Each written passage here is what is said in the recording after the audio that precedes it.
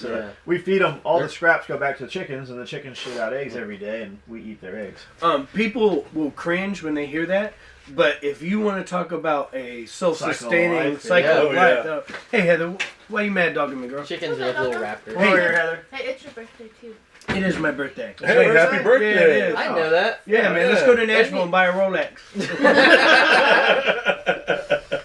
All right, so hold on just a second. We want to talk to you. Okay. But while I'm thinking about it, so we did a video a month or so ago when Ben was out here, and Ben said, I need a Rolex, and Ben has a homage Panerai. It doesn't say Panerai on it, and dudes keep talking shit. Oh, that's a fake Panerai. The funny thing is, most of the dudes talking shit don't have a Panerai themselves, or anything for that matter. So Ben was joking and said, hey, I should start a Kickstarter and have dudes, so many, like, Ben has done so much for the industry and fucking friends of ours and shit. People always want to take care of Ben. So Ben was joking and said, I'm going to put together a Kickstarter for a Rolex. And he just didn't. He's got this job now, and he said, well, I don't know if they'd like that or whatever. So I'm saying somebody should put together a Kickstarter for Ben to have a Rolex. Which one do you want? Rolex Submariner with date. I'm happy with used. Stainless? Gold? No, El stainless. Presidente? No, man. I the only watch I want to take to my grave, to leave my son when I go to the grave, is a stainless Submariner with date. Okay, well, I'm going to commit Ben. Ben's going to start a Kickstarter for that, and as soon as he does, I'm going to put $1,000 into Ben's Kickstarter for his birthday. Happy birthday. Thank you. Some of you other fuckers put in a few bucks, and let's get Ben that Submariner he wants. Dude, we'll go get it together. We'll make a video. Yeah. We'll head down there. So I tried to buy a couple Rolexes. I fucking lost sight of it. But I actually did try to go buy 2 Deep Seas. Yeah. And we called everybody within 100 miles of here. And those motherfuckers, they didn't have one, much less 2 of them. They have like a new blue hand or something. Yeah. It's a sexy watch. So they have a square Rolex too, which I had, which is pretty cool. Right. So, $1,000. Happy birthday. Thank you. And thank you guys. Let's get Ben that appropriate. Thank you, watch Amanda. for him. My boss was really cool to me. He's a watch guy. Your boss has a bunch of Rescos. He's a watch guy for sure. And he asked me about my watch I was wearing, and I get really self-conscious. Although my good friend gave me that watch, and I was there when he gave Jeremy it to you. Horton, and it means a lot to me. I just wasn't prepared for it, because if anyone asks or looks at the watch, I tell them the truth about it. But on the internet, immediately people were either saying fake watch, which I don't mind, or saying nice Panerai, which now I feel like a poser, so I correct them on the spot. And my boss like, hey, I want to give you something. And this is actually very cool. And I'm not wearing it because I haven't got it sized yet. He gave me a stainless Luminox that's got his company logo on the face and on the back, and a trident etched. Oh, nice. Yeah, man. Because at first I was like, he mentioned Luminox. I'm like, it's a decent watch. And then I go in his office and he kind of presents it to me, and I look at it, and it's like their own. I've seen it. Yeah, it's incredible, man, and I'm very, very thankful, and I'm definitely going to be wearing that as soon as I get it sized. That's cool. When I'm not wearing that Rolex Submariner with date. We're talking.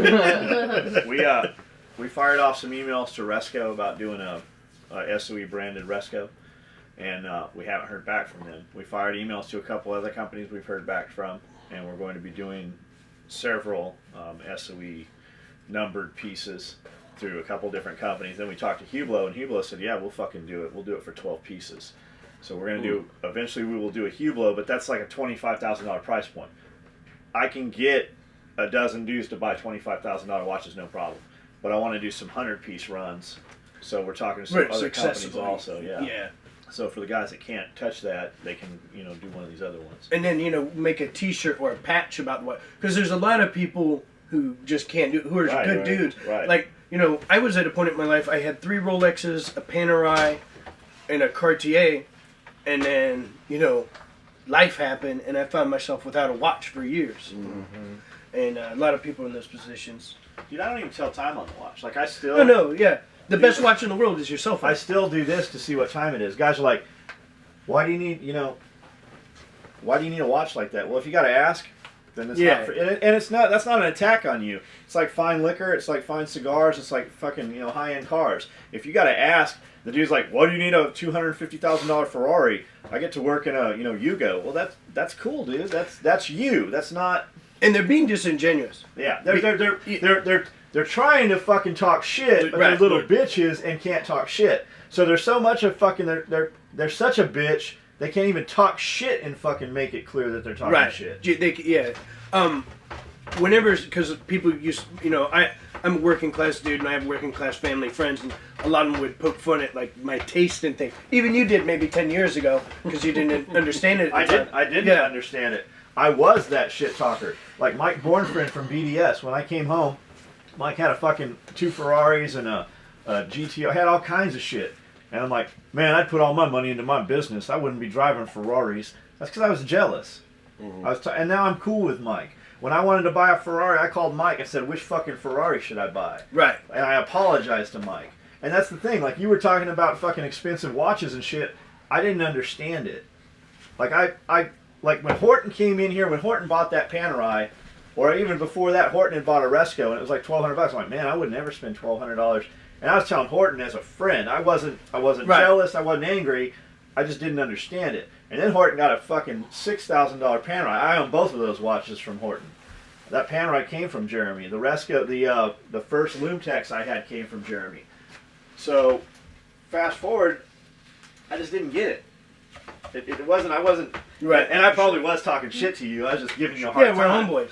But I just didn't understand. And now it's different. I mean, I get when people don't do it, but if you don't know me and you're saying those things, you're just being a fucking hateful little bitch. Like, you can't Pick that up. you can't say things to me that fucking Ben can say to me if you don't Right. fucking know me. Well, the people who say I would never spend money on this or that, I live in Florida, and a dude will spend 70, 80 grand on a pickup truck and To pull a fucking $250,000 boat.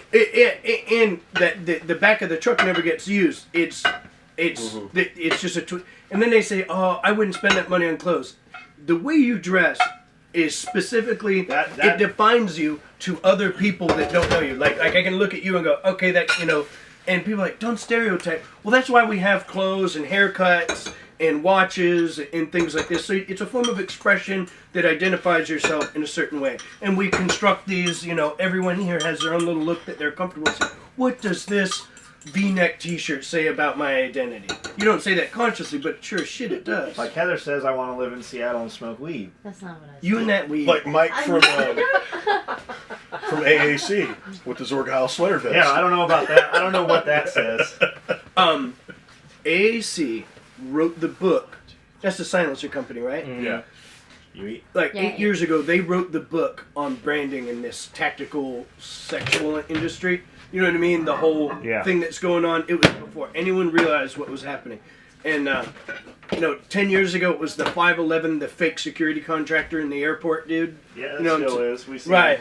it. But now, man, this I'll eat eggs. this new If generation there's of If there's not, I'll eat more. of confused people who, if you're 25 years old and you grew up in America, you had masculinity beaten out of you by helicopter moms and What's a helicopter mom? a helicopter mom is someone who don't let their kid fall down. Like your kid's Hover over the around, hill. grab Yeah, him just and- as soon as he starts to fall, they catch him. They don't let him cut his fingers, burn his hands, and Got it. so by the time he's 18, he's useless. Absolutely useless. Yeah. Which is why my wife, who's still in her 20s, married my old ass. Very old ass. Oh, I'm 39 today. Fucking AIDS. So back to the clothes. Like you came in and had me. We tried to sew. Was it a Gucci flip flop or Yes. or a Versace or something? No, it was a pair of Gucci sandals, and I broke the thong, and you guys sewed it up, and it lasted for another 3 years. Thank you very much. So Ben had a pair of Gucci flip flops, wanted me to sew them. I'm like, there's no way that's gonna work. So we sewed them up. And I googled that shit, and they're like fucking $600 flip flops or something. And I thought, that's fucking crazy, man. I pay $60 for some Oakleys, and I'm pissed that I'm paying that for some Oakley flip flops. So fast forward a few years, and we had gone to Blade Show to Atlanta, and we were going out and eating. and picked up. I bought a car while I was down there, and we went to. I always heard all the rappers rap about Lenox Mall and Phipps Plaza, so we went to those places, and there was a Louis Vuitton store. Our Louis Vuitton store here has belts and purses and shit, and I bought some stuff for Amanda, but there's like really nothing in there that looks like a dude would wear any of it. So the Louis Vuitton store in Lenox had a bunch of clothes and shoes, and they had these fucking high-top sneakers that were camouflage. And I'm like, these are fucking badass. Who the fuck would appreciate these? And like on my whole friends list, I'm just sitting down for a I'd second. look for some.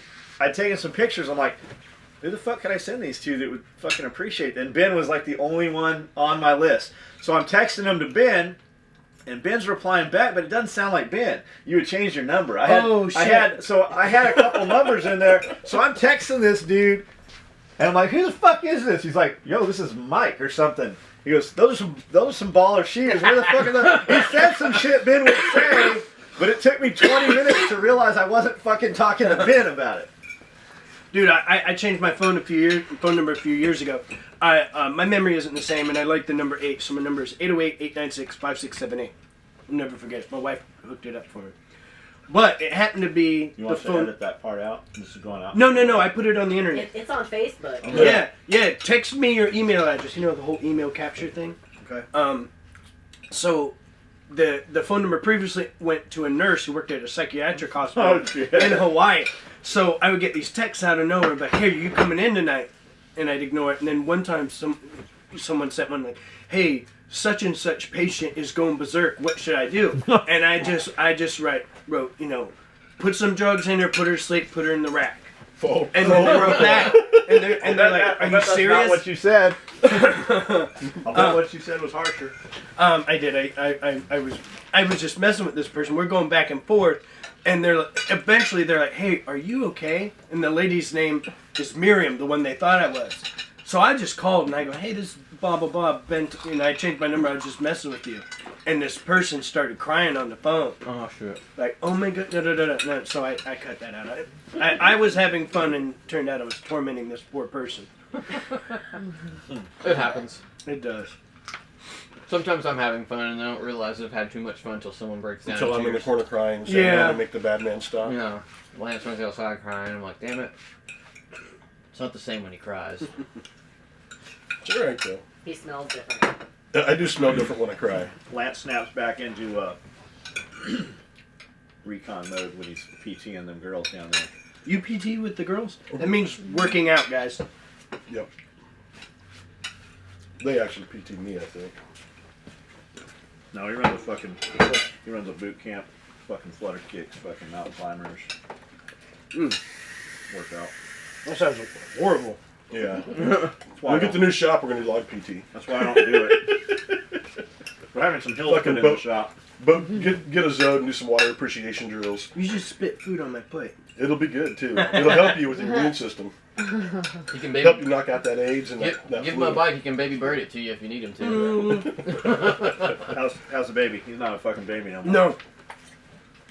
He cusses, he opens doors. Tell him when we were in SHOT Show and the wife texted you and you brought the blanket to her. She's covered in piss. Oh yeah. Oh man. So my wife, you know, my wife has a full-time job, 6 days a week, and she's got to take care of the baby when I'm gone. Bless her heart. So she texts me while I'm at SHOT Show. My son walks into the bedroom naked, holding a blanket, hands it to my wife. My wife goes, "What's up?" She goes, "That's covered in piss." About a year ago, when he was first learning to speak, we're sitting at the dinner table, and I get up and he's being a cuss, and I turn and I'm taking the dishes to the kitchen, and I turn around and go, "Hey, you're not getting up until you eat those carrots." He points at me, he goes, "As soon as I'm done with these carrots, I'm kicking your ass." So my wife and I peeled off into the bedroom and laughed for about 20 minutes, and then came back in here and told him, "You can't say that to mom and dad." At least you use it in the right context, you know? I know. It would have been better if you're at a restaurant. People were like, Yeah. well, "That kid just got buck on him." If you'd been like, "I'm really sorry. I'll sit down." My son has excellent manners, and what I point out to my wife is, you know, she's like, "He just cussed." I'm like, well, like you said, context and audience. He recognized, he cussed him. He dropped a 20. He said, "Damn it, I was like, perfect. He didn't know we could hear him. But he opens doors. He says, yes, ma'am, no, ma'am, all that. So it's a healthy balance. I don't want him to get into like 4th grade and not know how to reply to someone verbally attacking him. Right. By the way, if you tell your kids to go get the teacher when they're verbally attacked, you're ruining that child. Yeah. That child will always be looking for the So if you tell them to what? to go Go get the get teacher. help. Go Yeah. report it. Snitch. Instead of Yeah. sticking up for yourself. That's the Yeah, thing, absolutely. Instead of that- ending the bullying. We talk about that on a lot of the posts and videos and stuff. I had fucking a group of kids that chased me home in the fucking 4th and 5th grade. They never caught me. I was a really fast runner. I could jump fences and shit, which made me a better criminal later. No, I wasn't. I never jumped fences and getting chased by cops. So they never caught me. But the one day I fucking finally stood up and fought, that whole crowd fucking went away, and I was fighting one dude. And as soon as you fucking got hands on that dude a couple times, that dude wasn't a fucking fighter. No. Those dudes were really good at chasing. You're small.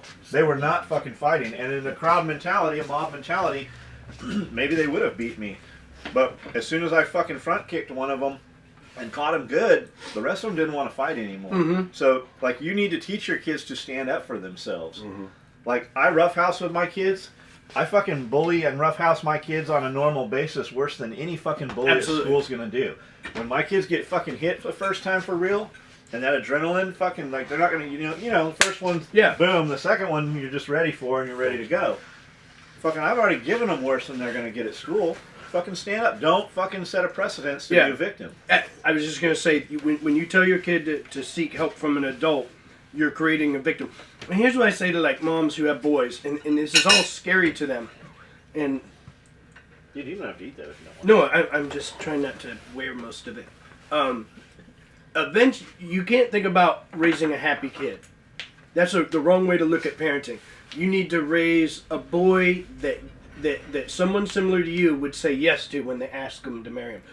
A friend of mine, she got her son into wrestling. He's like 12 years old, and she called me and says years ago, she said, oh, he hated it, so we don't go anymore. I'm like, what the fuck did you just tell your kid?